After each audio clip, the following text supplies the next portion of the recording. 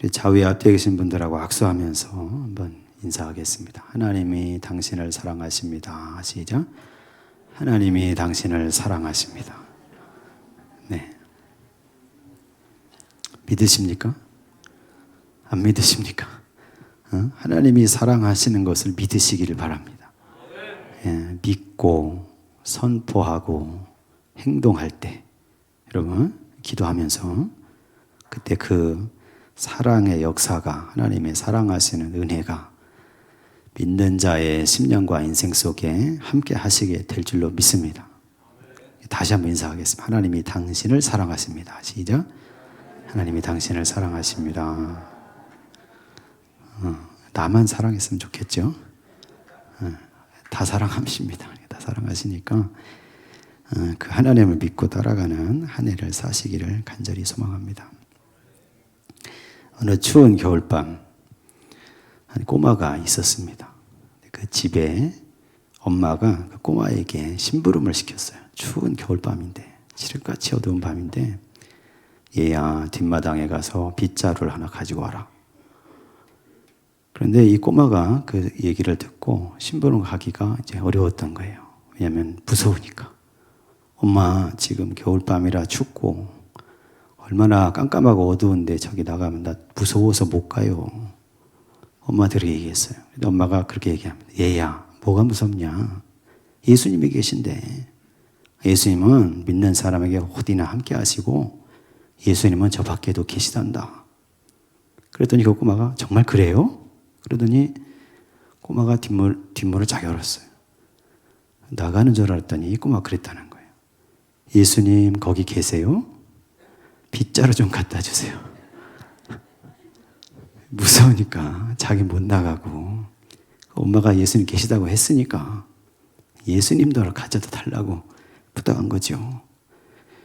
근데 여러분 우리 신앙이 그렇게 되면 안 됩니다. 신앙을 잘 생각해 보십시오. 하나님 이 시험에 합격하게 해주십시오. 기도했으면 공부해야죠. 예수님이 대신 시험 치는 거 아니잖아요. 하나님 날 건강하게 해주십시오. 기도했으면 건강한 것을 드시고 건강한 생활 습관을 가지셔야죠. 기도하고 간구하고 소망해야 됩니다. 하나님께 구하고 간구해야죠. 그런데 그 간구한 것을 이루기 위해서 또 하나님 이루어 주시기를 소망하면서 믿음으로 자기도 노력해야 됩니다. 그렇잖아요. 2025년도는 저와 여러분 그런 신앙 가지시기 원합니다. 앉아서 자꾸 구하기만 하면 신비주의 돼요. 나중에 기복주의 됩니다. 근데 구했으면 구하지 말라는 게 아니에요. 구했으면 어떻게 하면 그걸 이룰까 생각하고 계획하고 노력하고 기도하면서 믿음으로 말로도 선포하고 자기 몸으로도 시간을 들여서 노력하고 그렇게 애쓰며 살아가는 인생 가운데 하나님 섭리하시는 거예요. 그래서 그대로 이루어 주시든지 아니면 더 좋은 방향으로 인도해 주시든지 그 하나님의 은혜가 저와 여러분의 인생 속에 임하게 될 줄로 믿습니다.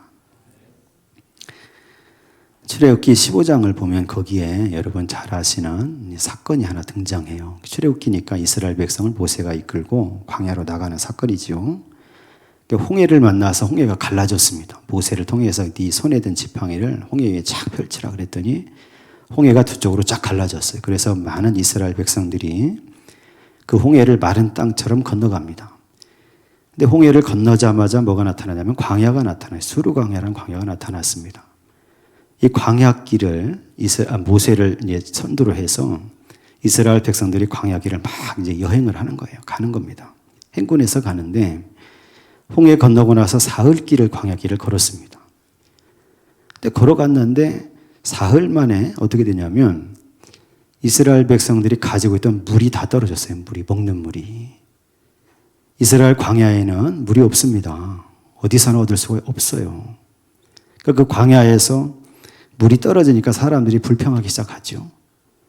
근데 물이 떨어졌을 때쯤 거기에 한 샘물을 발견해 이스라엘 백성들이. 그 오아시스를 발견한 겁니다. 근데 그 오아시스를 발견했으니까 얼마나 기뻤겠습니까? 막 달려가서 물을 마시려고 손을 대고 입을 대서 막 마시는데 이 물이 써서 먹을 수가 없어요. 다 뱉어내면서 그때는 더 큰 불평이 나오는 거죠. 그렇잖아요. 처음에 목이 말라서 죽게 생겼는데 아니 오아시스가 나타났어요. 얼마나 기뻤겠습니까? 달려가서 마시려고 하는데 그게 써서 먹을 수가 없으니 그때는 더 실망하고 더 낙심하고 더 절망하는 거죠.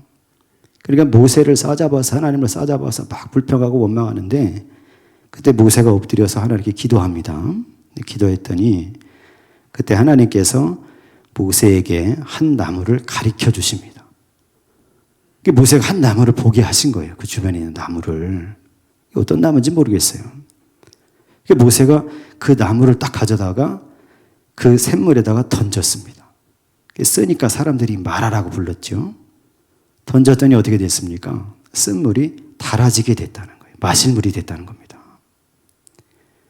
여러분, 저와 여러분이 인생을 살면서 이 쓴물을 만나게 될 때, 쓴 광야, 쓴 오아시스, 쓴 샘물, 쓴물을 마시게 되는 순간이 왔을 때 그때 모세처럼 기도하시기 바랍니다.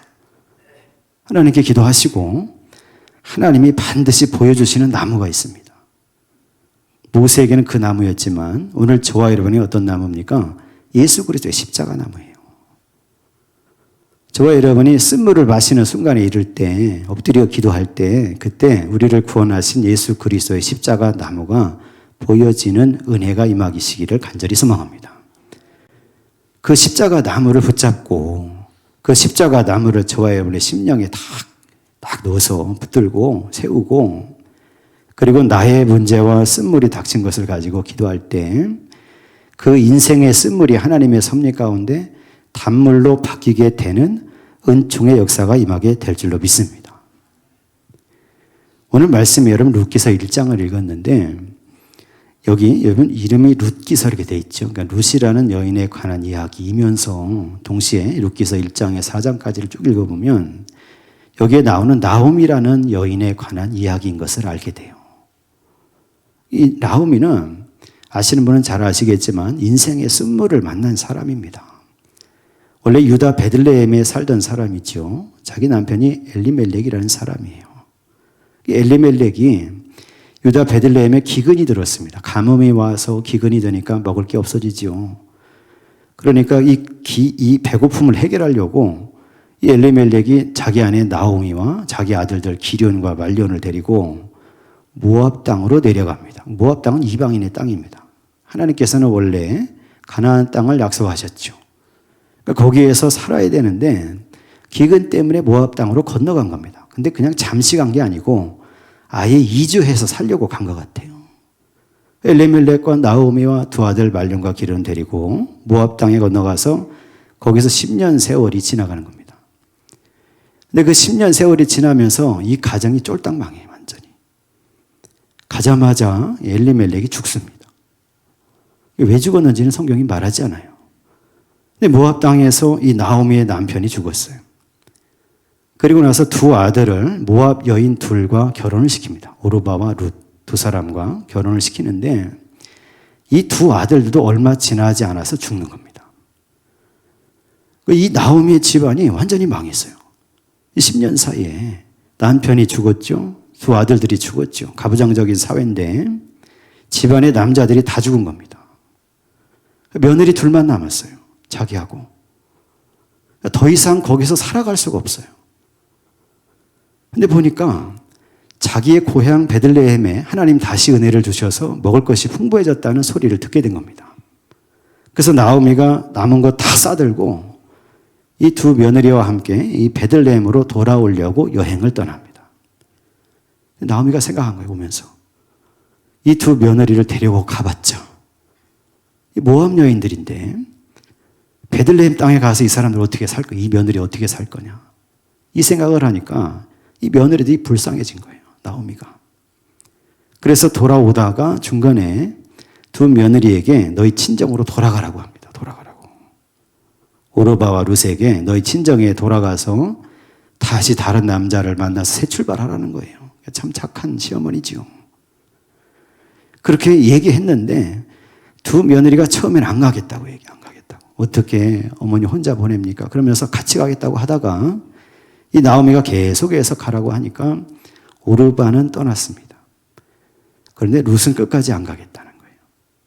근데 오늘 저와 여러분이 읽은 말씀, 오늘 성경 말씀이 바로 그 룻이 자기를 이 모압 자기 친정에게로 보내려고 하는 이 나오미에게 고백하면서 그를 붙들면서 한 내용이에요. 여러분 그 말씀을 다시 한번 읽어보겠습니다. 16절, 17절만 한번 찾아서 룻기서 1장 16절, 17절만 같이 한번 읽어보겠습니다. 룻이 이르되 내게 어머니를 떠나며 어머니를 따르지 말고 돌아가라 강권하지 마옵소서. 어머니께서 가시는 곳에 나도 가고 어머니께서 머무시는 곳에서 나도 머물겠나이다. 어머니의 백성이 나의 백성이 되고 어머니의 하나님이 나의 하나님이 되시리니 어머니께서 죽으시는 곳에서 나도 죽어 거기 묻힐 것이라. 만일 내가 죽는 일 외에 어머니를 떠나면 여호와께서 내게 벌을 내리시고 더 내리시기를 원하나이다 하는지라. 아멘. 오늘 저와 여러분이 이 고백을 하고 있는 이 룻의 이 모습을 보면서 룻이 가졌던 믿음과 그의 삶의 태도를 통해서 우리도 그 속에서 배우고 룻을 쫓아서 룻과 닮은 믿음으로 살아가는 성도들 되시기를 간절히 소망합니다. 우리가 먼저 생각해 볼 것은 뭐냐면 룻은 모압 여인이라는 겁니다. 모압 여인이 이방 여인이고 하나님을 모르는 사람이었어요. 하나님이 누구이신지 어떤 분이신지 몰랐습니다. 그런데 이 집안에 시집을 와서 비로소 하나님을 알게 된 거죠. 살다가 남편이 죽었습니다. 시아버지도 다 죽고 다 죽었어요. 남자들이. 근데 시어머니 혼자 남았는데 그 시어머니 혼자 이제 돌아가겠다고 그 여행을 떠나다가 자기를 모압 친정으로 돌아가라고 얘기하지만 그러나 룻은 돌아가지 않으면서 오늘 말씀으로 이 시어머니에게 고백하는 겁니다. 저와 여러분이 이 고백을 들으면서 먼저 생각할 것은 룻은 그가 선택하는 데 있어서 뭔가를 선택하고 판단하고 뭔가를 결심할 때 그 기준이 자기의 편안함이 아니라 무엇이 옳은지를 가지고 선택한다는 사실을 저와 여러분이 보게 되시기를 원합니다. 여러분 바른 신앙이 어떤 거냐면 우리가 하나님 믿고 예수 그리스도의 은혜로 구원받은 성도로 살아갈 때 바른 신앙인 참된 신앙을 가진 사람, 그 사람은 어떤 사람이냐면 나의 이익이나 나의 편리, 나의 평안보다 그것이 옳으냐 그르냐, 그것이 하나님의 뜻이냐 이걸 가지고 선택하는 사람이에요. 여러분 2025년도에 여기에 성공하시길 바랍니다. 우리 교회가 50년 됐죠. 50주년 지나가고 있어요. 그러니까 신앙의 연수가 더해질수록 성숙해져야 돼요. 지금까지는 무슨 일이 있을 때 편한 쪽으로, 지금까지는 나에게 이득이 되는 쪽으로 그렇게 살아오셨다면 이제는 하나님의 말씀을 생각하시고 무엇이 하나님의 뜻에 옳으냐, 여러분 이것을 기준으로 삼고 선택할 수 있기를 간절히 소망합니다. 그때 참된 평안이 오고 참된 행복이 옵니다. 룻은 시어머니 혼자 버려두고 떠나는 게 옳지 않다고 생각한 겁니다. 룻의 입장에 생각을 해보면 자기 친정으로 돌아가면 얼마나 편합니까? 친정 부모님이 다 계시고 자기 형제들도 다 있고 가서 다른 남자를 만나서 모압 남자를 만나서 새 출발하면 되죠. 그러면 자기 남은 인생은 아주 평안하게 살 수 있어요. 근데 아무리 생각을 해도 롯의 입장에서 이 시어머니 혼자 됐다고 버려두고 떠나는 것은 옳지 않다는 거예요. 이게 룻기서가 우리에게 가르치고자 하는 것, 하나님께서 룻기서를 통해서 말씀하시고자 하는 게 뭐냐면 바로 그거예요. 예수 믿는 사람들이, 하나님 믿는 사람들은 의로우냐 아니냐, 옳으냐 그르냐 이걸 가지고 선택할 수 있어야 된다는 겁니다. 앞이 캄캄해 보여도 한번 생각을 해보십시오. 이 시어머니 완전히 망한 사람 아닙니까? 시어머니를 따라서 베들레헴은 유다 땅으로 들어가면 룻의 입장에서 볼 때 앞으로 무슨 일이 벌어질지 아무도 모르잖아요. 낯설고 물서른 곳이고 아무도 아는 사람이 없고 고생길이 훤하게 보이는 길이지요. 그런데 그럼에도 불구하고 이 시어머니를 혼자 두고 혼자 보내는 것은 옳지 않다. 그리고 이 시어머니에 대한 나의 의리, 그리고 내가 이 시어머니를 사랑해온 그 사랑, 여러분 그것에 맞지 않다는 거예요. 그래서 룻은 옳은 것을 기준으로 나오미를 선택하고 나오미를 섬기기로 결심하고 베들레헴으로 돌아옵니다. 저와 여러분이 신앙생활 하면서 이 기준을 가지고 살아가시기를 간절히 바랍니다. 세상 살아가면서 하나님을 선택할 수 있어야 됩니다. 여호수아 24장 마지막을 보면 그때 여호수아가 죽기 전에 유언을 합니다. 유언을 하면서 죽는데 그때 죽음이 다 다가왔을 때 이스라엘 백성을 세겜으로 다 모아놓고 거기서 언약식을 한번 합니다. 거기서 뭐라고 얘기하냐면 너희 조상들이 강 저쪽에 섬기던 신들이든지 또는 너희가 거주하는 땅에 있는 아모리 족속의 신들이든지 너희가 섬길 자를 여호와 하나님이시든지 너희가 섬길 자를 택하라는 거야 오늘. 그러면서 나와 내 집은 여호와를 섬기겠노라 하고 선언합니다. 이게 무슨 얘기냐면 가나안 땅에 살아가면서 너희 눈에 보이는 다른 바알이나 아세라나 다른 신들이나 다른 미신이나 너에게 복을 줄 것 같고 너희를 잘되게 할 것 같고 평안을 줄 것 같고 신기해 보이고 호기심이 가는 그런 대상들을 선택하지 말고 그것이 옳지 않으니 여호와 하나님 창조주 하나님을 기억하고 그 하나님을 선택하는 백성이 돼야 한다는 겁니다.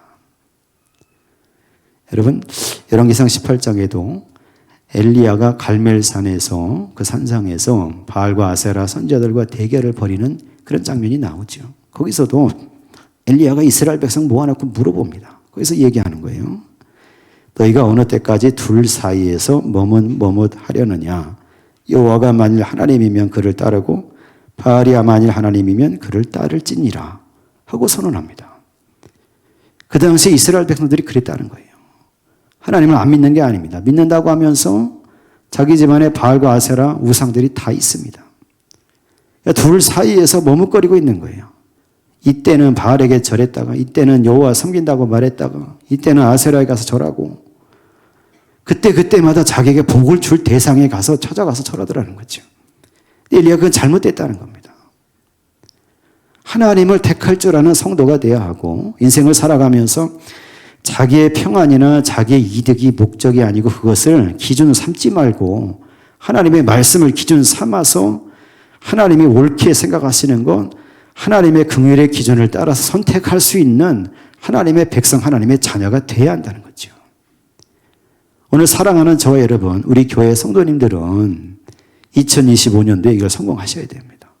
인생의 어떤 순간이 왔을 때, 선택하는 순간이 왔을 때, 그때 하나님 말씀을 생각하시고 하나님의 뜻을 생각하시고 무엇이 옳은지를 물어보시고 옳은 것을 택할 수 있는, 그래서 하나님이 주시는 참된 평안을 누리는 성도들이 다 되시기를 간절히 소망합니다.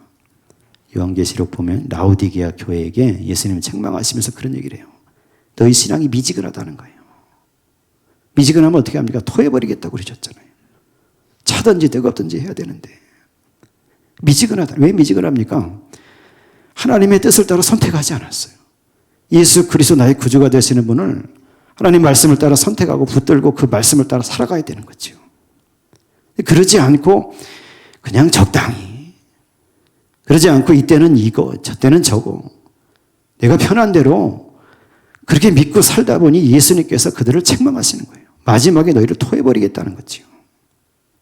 오늘 저와 여러분이 룻의 이 모습을 보면서, 선택을 보면서 시어머니를 선택하고 의를 따라 살아갔던 이 룻을 보면서 우리 인생도 그를 닮아서 의로운 것, 옳은 것을 기준으로 선택하고 하나님의 뜻을 따라 긍휼의 사랑의 기준을 가지고 선택하고 살아가는 성도들 되시기를 간절히 소망합니다. 또 하나 이 말씀 보면서 룻을 생각할 때 우리가 반드시 생각해야 되는 게 있어요. 그게 뭐냐면 룻처럼 한결같아야 된다는 거예요. 좋을 때나 나쁠 때나 건강할 때나 병들었을 때나 안 될 때나 잘 될 때나 기쁠 때나 슬플 때나 한결같아야 돼요. 그 신앙이. 그래야 참된 신앙입니다. 하나님을 믿는 믿음에 있어서, 믿음의 삶에 있어서, 예배하는 일에 있어서 참 좋을 때는 하나님 막 찬송한다고 했다가 안 좋을 때는 왜 막 그러냐고 막 불평원망하고 그러면 안 된다는 거예요. 룻처럼 자기 남편이 살아있을 때도, 시아버지가 살아있을 때도, 가족들이 잘 살았을 때도, 그때도 시어머니를 섬기고 잘 살고, 이 시어머니가 그 아들, 그 아버지, 그 남편과 그 아들들이 다 죽어서 폐가 망신했을 때도 그를 버리지 않고 한결같이 사랑하는 모습으로 그 모습을 가진 신앙으로 살아야 된다는 겁니다. 2025년도는 저와 여러분이 한결같은 신앙의 사람들이 다 되시기를 간절히 소망합니다. 여러분 여호수아서 14장 보면 갈렙이 나와요. 그때 나이 갈렙이 85세인데 헤브론 산지 앞에서 이 산지를 나에게 주십시오 하고 여호수아에게 부탁하지요. 근데 그 헤브론 산지는 그때 좋은 땅이 아닙니다. 산성이 딱 있어요. 가나안 사람들이 웅장한 산성을 짓고 그 안에 아낙 사람들이 있어요. 거인들이 지키고 있고 많은 가나안의 군대가 그 속에 들어 있습니다. 거기를 점령해서 차지해야 돼. 하나님의 명령이니까. 그런데 이스라엘 백성 중 아무도 나서려고 하질 않습니다. 그때 85세에 된 갈렙이 나서서 이 산지를 오늘 나에게 주십시오 하고 선포해요. 그러니까 아무도 없어서 갈렙이 나서긴 했지만 그 산성이 탐이 나서 그런 게 아니에요. 왜 그랬냐면 45년 전에, 지금 85세니까 45년 전이면 40세 때잖아요. 갈렙의 나이 40세 때 뭐랬냐면 가데스 바네아의 12명 정탐꾼 속에 갈렙이 있었습니다. 올라가서 가나안 땅 다 살펴봤는데 이 갈렙이 그 헤브론 산성을 본 겁니다. 그때. 돌아와서 이 땅은 하나님 주신 땅이니 올라가야 된다 말했지만 10명의 부정적인 보고를 듣고 많은 사람들이 올라가지 않기로 결심했어요. 그래서 40년 동안 광야 유랑 생활을 하게 된 거잖아요. 갈렙은 그때로부터 38년 광야 생활을 하고 가나안 땅 들어가서 7년 가나안 정복 전쟁을 마치고 이제 85세가 됐을 때 자기가 40세 때 그렇게 말했더니 하나님께서 모세를 통해서 뭐라고 하셨냐면 네가 밟은 땅을 너에게 주겠다고 약속하셨어. 그때 40세 때. 그러니까 갈렙은 45년 세월 지나오면서 전쟁을 하기도 하고 피곤한 때도 있었고 어려운 때도 있었지만 계속 자기 마음속에 한결같이 그 믿음이 있었어요. 하나님이 주신 땅, 헤브론 산성. 그 45년 동안 한결같이 그 믿음을 가지고 품고 살다가 이제 그날이 왔을 때 그 산성 앞에, 그 헤브론 산지 앞에 섰을 때 45년 전에 약속하신 그 땅을 나에게 달라는 겁니다. 여러분, 저와 여러분이 이런 한결같은 믿음을 가지셔야 될 줄로 믿습니다. 하나님이 어떤 사람을 사랑하시고 좋아하십니까? 좋을 때나 나쁠 때나 한결같은 사람이에요. 예수를 믿는다 고백하며 살아가는 사람이고 하나님의 은혜를 구하며 말씀대로 살기로 힘쓰는 사람입니다. 또 하나 오늘 룻의 이 믿음과 모습을 보면서 저와 여러분의 신앙이 룻처럼 고백하는 신앙이 되시기를 간절히 바랍니다. 오늘 15절 16절 우리가 읽었잖아요. 읽으면서 우리 16절 17절 읽으면서 룻이 뭐라고 얘기합니까? 나를 떠나고 어머니를 떠나고 돌아가라고 하지 마십시오. 어머니 가시는 곳에 나도 가고 머무시는 곳에 나도 머물고 어머니의 백성이 나의 백성이 되고 어머니 하나님 나의 하나님이 될 것이고 어머니께서 죽으시는 곳에 나도 죽어서 거기 묻힐 것입니다. 내가 죽는 일 위에 어머니를 떠나면 하나님께서 나에게 벌을 내리시고 더 내리시기를 원합니다. 이러면서 고백했어요. 고백. 신앙이 어떤 겁니까? 고백하는 겁니다. 입술로 먼저 고백하는 거예요. 예수 그리스도가 나의 구주이십니다. 하나님이 나의 창조주가 되십니다. 하나님의 약속의 말씀이 나에게 이루어질 줄로 믿습니다. 입술로 선포하고 고백하는 게 신앙입니다. 그런데 입술로만이 아니라 자기의 삶으로도 고백해야 돼요. 이게 신앙입니다. 룻기서 4장까지 쭉 읽어보니까 룻은 여기에 고백한 이 말씀대로 그대로 자기 삶으로 행합니다. 이삭을 주우면서 나가서 시어머니를 섬기기 위해서 그 베들레헴 땅에 가서 참 낯설고 물서른 땅이지만 거기 이집저집 다니면서 타작하는 데마다 다니면서 이삭을 죽고 어머니를 공경하고 살아가는 그 모습을 보여주게 된다는 거죠. 그러니까 오늘 저와 여러분이 우리의 입술로 하나님을 고백하고 입술로 주님을 고백하는 성도들 되시기를 원합니다. 뿐만 아니라 고백한 대로 우리의 삶으로도 그 고백을 드리며 살아가는 성도가 되어야 할 줄로 믿습니다. 말로 고백하고 삶으로 고백하는 성도. 그것이 참 신앙이요. 하나님이 원하시는 그런 성도의 모습이다. 오늘 저와 여러분이 그 모습을 가지고 살아가는 성도가 되어야 할 줄로 믿습니다.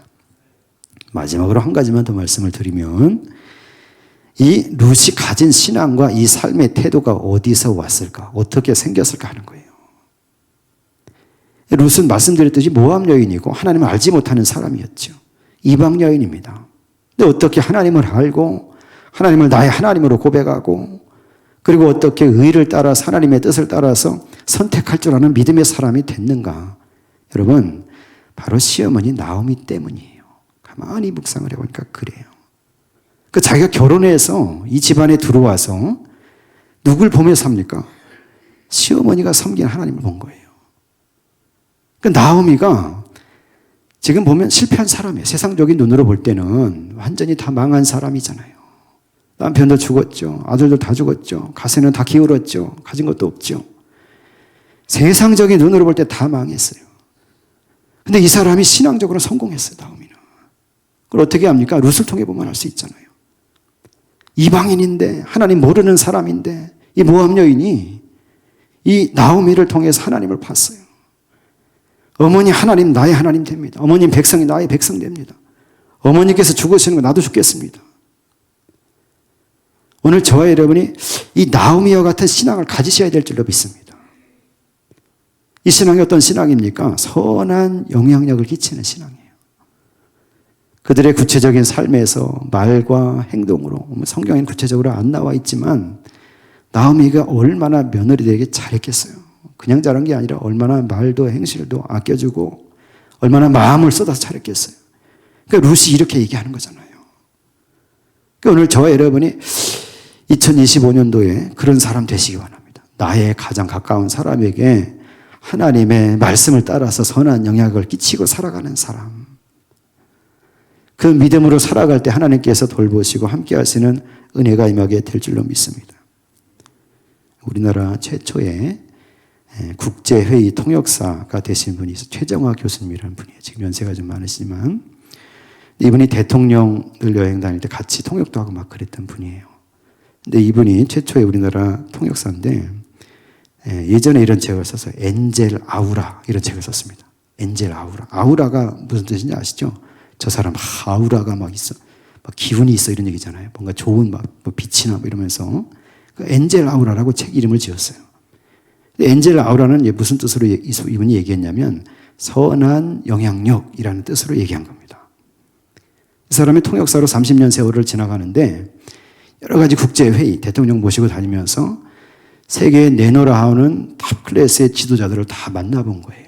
한 31명쯤을 딱 만나면서 자기가 거기서 깨달은 게 있습니다. 공통적으로 그 사람들이 가진 게 있더라는 거예요.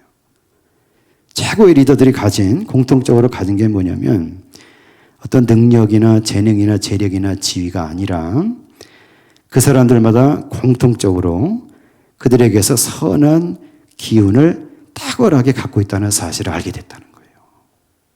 그 사람과 대화하고 만나고 이야기하고 그 사람 행하는 것을 보는데 거기서 내가 선한 영향력을 받더라는 거예요. 이 사람이.